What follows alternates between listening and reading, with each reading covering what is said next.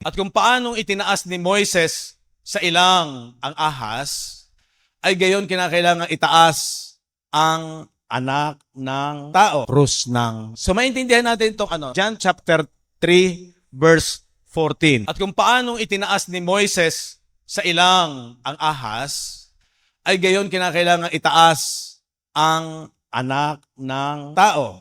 Tapos ano sabi ng verse 15? Upang ang sino mang sumampalataya ay magkaroon sa kanya ng buhay na walang hanggan. Pag inunawa natin, sabi kung paano itinaas ni Moises sa ilang ang ahas, parang ang word ng pagpinakinggan mo, kung kailan itinaas ni Moises yung ahas sa ilang, gayon din daw kailangan na mangyari sa anak ng tao. Yung anak ng tao po dyan si Jesus. Pag binalikan natin yung pangyayari, pag hindi ako nagkakamali sa Exodus, nung sila ay nasa ilang, sila po ay naging mga masuwayin, matigas ang ulo. Ang isa sa parusa sa kanila, nagsilabasan yung mga ahas at maraming mga Hebreo that time, kinagat ng ahas at mayroong mga namatay. At sabi nila, Moises, iligtas mo kami, mamamatay kami. Diba? Dumalangin si Moises, ang sabi ng Diyos, gumawa ka ng tikin na doon ay ilalagay mo yung inukit na ahas, bronze ba yun? Bronze na ahas.